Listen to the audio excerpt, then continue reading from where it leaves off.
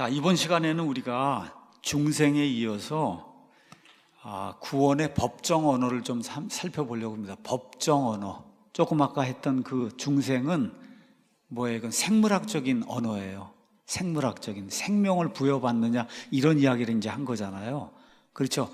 이번에는 법정의 언어, 아니면 법적인 언어로 칭의라고 하는 게 있다. 구원을 이야기할 때 이 칭의에 대해서 여러분과 함께 좀 생각해 보도록 하겠습니다. 칭의는 우리나라에서도 또 미국에서도 자주 발생하는 일입니다. 자주. 우리 삶에서도 자주 발생하는 일이에요. 어떤 사람이 중범죄로 유죄 판결을 받아서 지금 감옥에 갇혀 있어요. 그런데 어느 날 8월 15일이 되니까 대통령이 특별 사면을 하지 않습니까? 그런 거 여러분 많이 보셨죠? 3월 1일이 되면 특별 사면하는 거 여러분 보셨죠? 그렇죠? 그래서 특별 사면이 되면 법적으로는 어떻게 해야 돼요? 더 이상 죄인이 아니에요. 죄인이 아니라 어떻게 해야 돼요? 감옥에서 풀려납니다. 죄가 있어요? 없어요? 있어요. 죄가 있는데 대통령이 특별한 은혜를 베푸니까 죄가 있음에도 불구하고 바로 그날 어떻게 돼요? 감옥에서 풀려나서 법적으로는 어떤 사람이 되는 거예요? 죄가 없는 것 같은 그런 사람이 되는 일이 요즘에도 1년에 한 2차례 정도는 우리나라에서 일어나고 미국에서도 일어나는 거예요. 주변에 있는 그 사람 보면 그 사람의 과거, 저거 죄 지은 사람인데, 그렇죠? 죄가 있는 사람인데 그렇게 이야기할 수밖에 없어요. 분명히 죄를 지었으니까 죄가 있고. 근데 법적으로는 어때요? 죄가 없는 사람이에요. 그렇죠? 죄가 분명히 있는 사람이고 죄를 지은 사람인데 대통령이 호의를 베풀어서, 그래서 은혜를 베풀어서 이 사람 특별 사면을 해주면 바로 그날부터 그 사람은 죄가 있음에도 불구하고 법적으로는 죄가 없는 사람이 되는 거다. 그게 칭의예요. 의롭다고 인정을 해주는 거예요. 의롭다고 인정을 해주는 거다. 어떻게? 선언을 하는 거예요. 대통령이 특별 사면을 선언을 하는 거예요. 그렇죠? 대통령이 이러한 일을 성경적으로는 칭의라고 이야기하는 거다. 자, 사람이 이제 안고 있는 근본 문제가 있습니다. 욥기 9장 가서 보면 욥이 많은 고난을 당하면서 사람이 하나님하고 견주어서 어떻게 의로울 수가 있겠냐. 이 사람의 문제거든요. 내가 좀 의롭게 좀 살고 싶다, 의인이 되고 싶다 하는 게 사람의 본성이 가지고 있는 그런 어떤 욕망, 욕구입니다. 1500년, AD 1500년경에 독일에 마르틴 루터라고 한 사람이 있었어요. 양심이 깨끗한 그런 사람입니다. 그래서 하나님 앞에 의로운 사람으로 살아야 되겠다 이렇게 생각을 하고 수도승이 되고, 그래서 사제가 되는 그런 길을, 뭐 여자와 결혼하고 하는 것도 이거 다 정욕을 따라서 하는 거니까 이런 거 안 하고, 그리고 독신으로 하나님께 온 삶을 바쳐야 되겠다, 하나님 앞에 의로운 사람으로 한번 좀 살아봐야 되겠다 이렇게 생각을 하고, 가톨릭 교회가 요구하는 모든 것을 인간이 할 수 있는 한 다 했어요. 고행하라는 거 다 했습니다. 그래도 안 되는 거예요. 의롭다는 생각이 안 되는 거예요. 내 죄만 보이는 거예요, 계속. 그렇죠? 그랬더니 이 스승이 뭐라고 얘기하냐? 로마 이 교황이 있는 로마를 한번 가서 교황이나 이런 모든 거, 거기 있는 교회들 이런 걸 보고 오면은 그럼 너가 이 문제를 해결할 수 있을 거다. 그래서 로마 여행을 갔다 왔는데 로마에 가서 오히려 더 마음이 상한 상태로 돌아와. 이건 뭐 종교놀이를 하고 교황이란 자가 처첩을 거느리고 있고 뭐 이런 거 보면서 더 마음이 피폐한 상태로 돌아오게 됐어요. 매일 불안과 초조, 두려움이 사라지지 않는 거예요. 양심이 깨끗하니까. 그런 사람일수록 더 힘든 거예요. 그렇죠? 자, 왜 이런 일이 발생하냐? 이 세상의 모든 종교는 선한 행위를 해야 된다, 착한 일을 많이 해야 된다, 금욕을 해야 된다, 수행을 해야 된다 이렇게 얘기하는데 얼마만큼 해야 사람이 의롭다고 인정받을 수 있는가를 규정하는 종교는 하나도 없어요. 그러면 너무 좋은 거예요. 딱 10시간만 고행하라, 뭐 10시간만 수행을 해라, 뭐 돈을 1억 원만 갖다 바쳐라, 뭐 이런 거 하면은, 그러면 쉬운 거예요. 여러분, 쉬워요. 그건 내가 어떻게 하든지 죽을 힘을 다해서 그걸 맞추려고 하니까. 근데 문제가 뭐예요? 얼마만큼을 해야 의롭다고 인정받을지, 그걸 알려주는 종교는 이 세상에 하나도 없습니다. 이런 데 빠져들기 시작하면 루터처럼 고민하게 되고 많은 고생을 이제 하게 되죠. 그러던 그가 로마서 1장 16절 17절 말씀을 읽을 때 하나님께서 그에게 빛을 비춰주셨어요. 내가 그리스도의 복음을 부끄러워하지 아니하노니, 성경 기록대로 예수님께서 내 죄로 인해 십자가에서 죽으시고 묻히시고 성경 기록대로 사흘 만에 살아나셨다. 내 죄들로 인해서. 그게 예수님의 복음이잖아요. 그냥 복음 말고 그리스도의 복음을 부끄러워하지 아니하노니, 이는 그 복음이 믿는 모든 자에게 구원을 주신 하나님의 권능이기 때문이라. 이걸 읽은 거예요. 그 복음이 믿는 모든 자에게 구원을 주시는 하나님의 다이너마이트 같은 그런 파워다. 먼저는 유대인에게 또한 그리스인에게로다. 복음에는 하나님의 의가 믿음에서 믿음까지 계시되어 있나니, 이것은 기록된 바 의인은 믿음으로 살리라 함과 같으니라. 여기 지금 나오는 산다고 하는 거는 죄에서 살아나는 걸 이야기하는 거예요. 그래서 깨달은 거예요. 의인은 믿음으로, 믿음에 의해서 의롭다고 여겨지는 거지, 내가 아무리 노력을 해도 내 힘으로 의롭게 되는 일은 불가능하구나. 그렇죠? 여기서 저 유명한 칭의 교리가 프로테스탄트의 가장 중요한 교리로 자리 잡는 그런 일이 루터의 이와 같은 깨달음을 통해서 이제 나타나게 된 겁니다. 로마서 4장 가서 보니까 이거를 이렇게 이제 표현했습니다. 4장 1절에 그러면 육체에 관한 한 우리 조상인 아브라함이 발견한 것에 대해 우리가 무슨 말을 하겠느냐? 만일 아브라함이 행위로 의롭다고 인정받았으면 그 일에 대하여 자랑할 것이 그에게 있겠지만 하나님 앞에서는 없다. 성경 기록이 무엇라고 말하느냐? 아브라함이 하나님을 믿음에 그것이 그에게 의로 여겨졌다. 하나님을 믿음에 그것이 그에게 의로 여겨졌다 하느니라. 그런데 일하는 자에게는 품삯이 은혜로 여겨지지 아니하고 빚으로 여겨지지만, 다 같이 읽어보겠어요. 일하지 않더라도 하나님의 뜻대로 살지 않는 자를 의롭다 하시는 분을 믿는 자에게는 그의 믿음이 의로 여겨지느니라. 얼마나 아름답습니까, 여러분? 그렇죠? 이게 복음의 핵심이잖아요. 이 말씀으로 루터가 이제 회심을 하게 되고, 또 로마서 1장에 있는 그 동일한 말씀으로 요한 웨슬리가 이제 회심을 하게 되고, 일을 안 해, 선행을 한 게 없어요.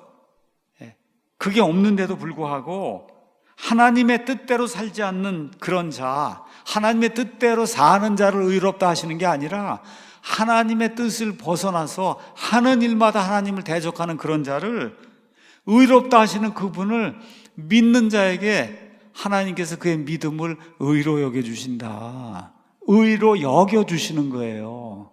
그게 칭의라고. 그래서 의롭다고 칭해 주신다는 거예요. 그래서 이름이 칭의라고 하는 겁니다.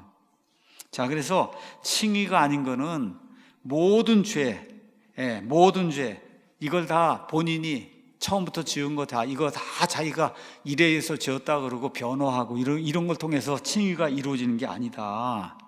이건 어떻게 이루어지냐? 유죄예요. 본인이 유죄인 걸 깨달아요. 고백해요. 제가 죄인이라고. 이런 죄인이 믿음으로 그리스도와 연합하게 될 때 예수 그리스도로 인해 하나님께서 그 죄인이 더 이상 율법의 형벌을 받지 않고 하나님의 호의를 입어서, 그래서 하나님과 원수 관계에서 하나님과 화평한 관계로 이렇게 회복되게 하는 하나님의 법적인 조치가 그게 칭의다. 그래서 제가 오늘 시작하면서 대통령 특별 사면을 생각하면 된다 얘기한 거예요.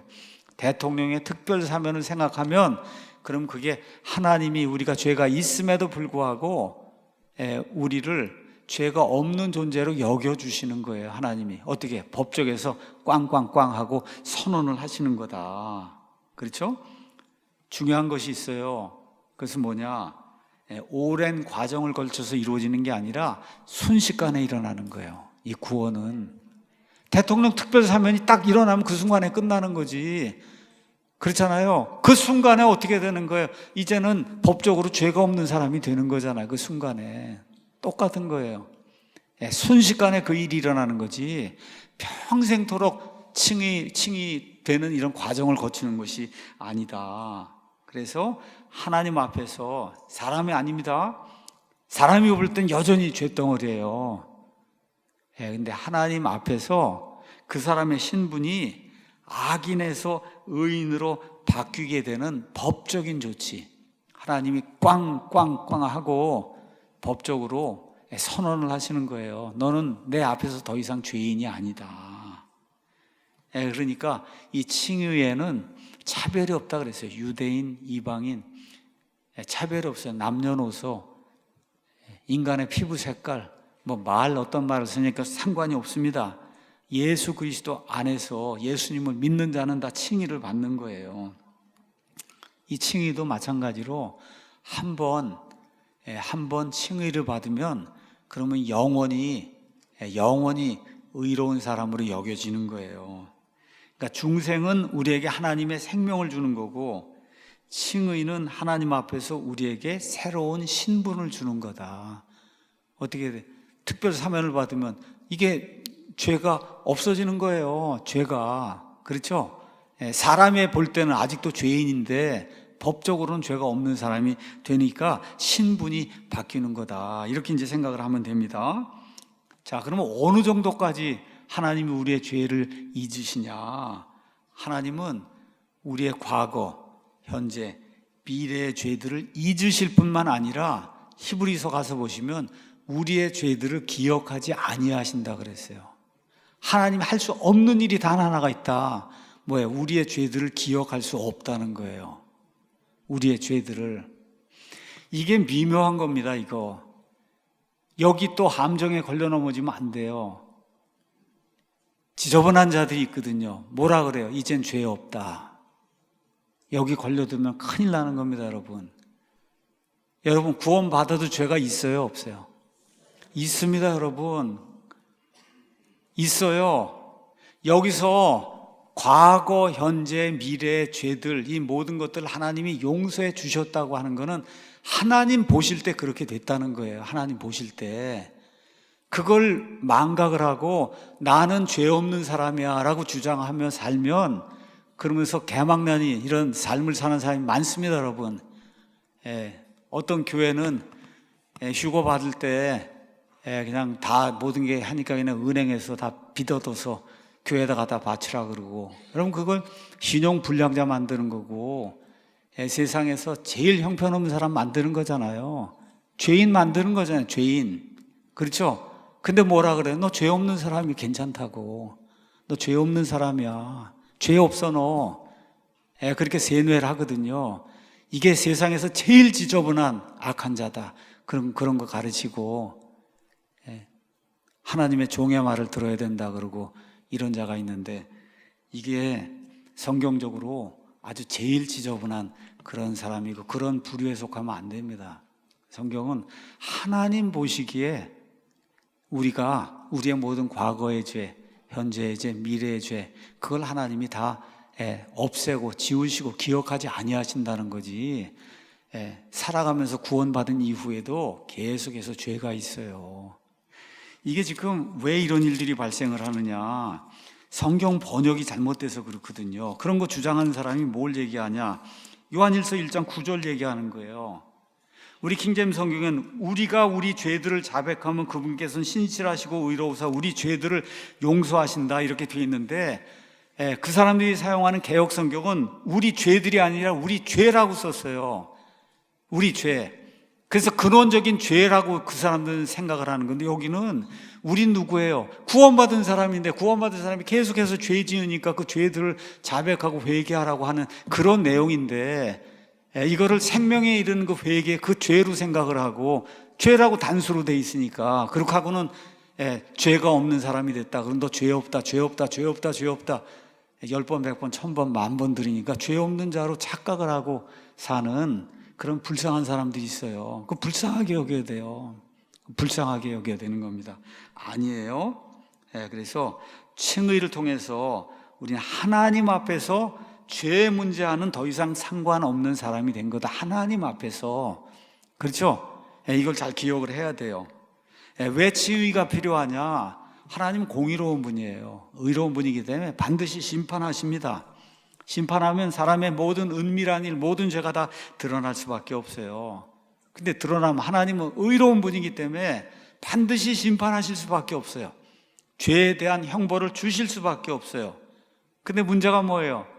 세상에 의로운 자는 단 하나도 없다고 성경이 이야기하고 있기 때문에 그 결과 이 땅에 태어난 모든 사람은 이방인, 유대인 할 거 없이 모두가 다 하나님의 심판의 정죄를 받고 태어나고 지금도 받고 있어요. 그래서 로마서를 우리가 가서 읽어보면 로마서 1장부터 3장 20절까지 인간의 이런 그 암울한 상태를 사도 바울이 요약을 하는 거예요.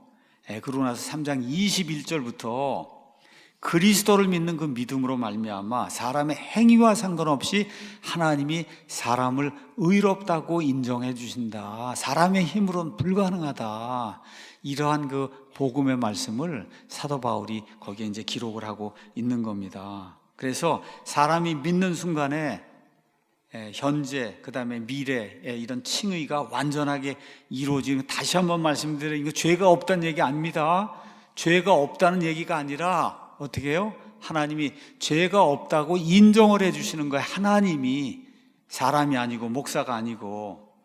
이 칭의는 한 번 일어나면 결코 되돌릴 수 없고, 이 칭의를 받아서 신분이 바뀌게 되면 하나님 앞에서 죄인이 의인으로 바뀌었기 때문에 하나님의 심판을 면할 수가 있는 그런 근거가 되는 거예요. 그러니까 지옥 형벌에서 순식간에 탈출하는 그 일이 이 칭의를 통해서 일어나는 거다. 그렇게 우리가 이제 기억을 하면 좋겠습니다. 자, 그러면 칭의는 어떻게 일어나냐? 칭의는 믿음에 의해서만 일어난다 그러잖아요. 우리 아까 로마서 말씀 5장 읽었잖아요. 사람이 믿음에 의해, 믿음으로 하나님에 의해서 의롭다고 인정받는 그런 사람이 된다. 유일한 방법이에요. 믿음에 의해서만 됩니다. 행위로는 안 됩니다. 행위로는 안 돼요. 그 다음에 하나님의 은혜로 된다. 은혜. 어떤 자기의 공적으로 안 된다는 거예요. 하나님이 그냥 무료로 거저로 주시는 하나님의 호의를 통해서만 이 일이 가능한 거예요. 이게 사도 바울을 매료시킨 거예요. 바울이 그렇게 가말리엘 밑에서 공부도 하고 뭐 말 그대로 유대인들의 랍비가 되고, 그래서 나중에 이제 공회원 회원이 되고, 이걸 위해서 그 아버지가 어디에 살았냐? 지금의 터키에 살았어요. 돈을 많이 번 부자예요. 그래서 사도 바울이 이렇게 어렸을 때 어디로? 예루살렘으로 유학을 보냈어요. 유학을. 그래서 가말리엘이라는 그 훌륭한 랍비 밑에서 공부를 하게 한 거예요. 그래서 율법을 다 지켜갖고 그래갖고 이 이스라엘 백성의 랍비가 되고 공회원이 되도록 열심히 했습니다. 그래서 뭐라 그랬어요? 구원받기 전에 율법에 관한 내가 흠이 없는 자다. 여러분, 그렇게 대답할 수 있는 사람이 어디가 있어요? 그랬는데 하나님의 법을 알게 됐잖아요. 그건 뭐예요? 그건 다 소용없다는 거. 다 뭐예요? 배설물과 같은 거다. 그렇죠? 뭘 깨달았어요? 은혜로 되는 거구나. 이거 하나님의 이 생명은 은혜로 받는 거구나. 믿음을 통해서 받는 거구나. 내가 죄인인 걸 깨닫고 이 죄 문제를 해결할 수 있는 유일한 분은 육신을 믿고 이 땅에 오신 예수 그리스도, 십자가에서 죽으시고 묻히시고 사흘 만에 부활하신 바로 그분이 하나님의 어린 양이시고 그분만이 내 문제를 해결할 수 있구나. 이거를 깨닫고, 그리고 매료가 된 겁니다, 여러분. 거기에 일평생을 바치는 그런 일이 이제 생기게 된 거잖아요. 자, 재밌는 거는 사람은 무죄한 사람만 의롭다 그럽니다. 근데 하나님은 유죄인 사람만 의롭다고 인정하세요. 예수님 뭐라 그랬어요? 온전한 자들에게는 의사가 필요 없고 병든 자에게 필요하다. 나는 의로운 자들을 부르러 온 게 아니라 죄인들을 불러 회개하려고 하는 사람의 방법하고는 다른 거예요. 사람은 어떻게 하든지 의롭게 사람들한테 이렇게 해서 의롭다고 인정을 받기를 원하는데 그런 사람은 안 된다는 거예요. 하나님이 애시당초부터. 어떤 사람만 의롭다고 인정받아요? 죄인인 사람만. 그렇죠? 그래서 사람은 자기 의로 의롭다고 인정을 받기 원해서 그렇게 선행을 하는 거예요. 근데 하나님은 예수 그리스도의 의를 우리 계좌에 넣어주셔서 그걸 전가행위라고 얘기하는데 나중에 다시 한번 설명하겠습니다. 그 예수님의 의로 우리를 의롭게 하십니다. 그래서 그분께서 죄를 알지 못한 그분을 우리를 위해 죄가 되게 하신 것은 우리가 그분을 통해 하나님의 의가 되게 하려 하십니다. 십자가에서 예수님이 문자 그대로 죄가 되셨어요. 그렇게 해서 우리가 하나님의 의가 되게 하려고 이런 말씀을 기억하고 오늘 집에 가시거든 로마서 5장에 나와 있는 로마서 4장에 나와 있는 말씀 아브라함이 어떻게 의롭다고 인정을 받았나 그 다음에 또 하나 다윗이 행위가 없어도 하나님이 그를 의롭다고 하신 내용이 그 안에 이제 기록이 되어 있습니다. 그래서 일을 하지 아니할지라도 일을 그렇죠 하나님의 뜻대로 살지 않는 이 경건치 못한 자를 의롭다 하시는 분을 믿는 자에게는 하나님이 그 믿음을 의로 여겨주신다. 이거를 기억을 하면 좋겠습니다.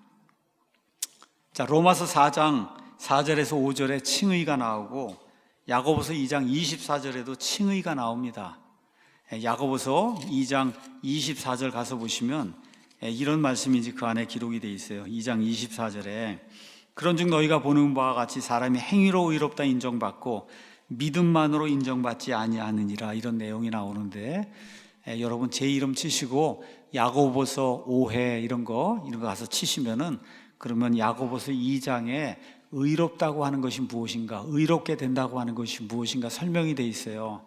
지금까지 설명한 거는 하나님 앞에서 의롭다고 인정받는 걸 설명한 거고 야고보서에 나와 있는 건 사람이 자기 행위를 가지고 사람들 앞에서 의롭다고 인정받는 그런 내용을 이야기하는 거다.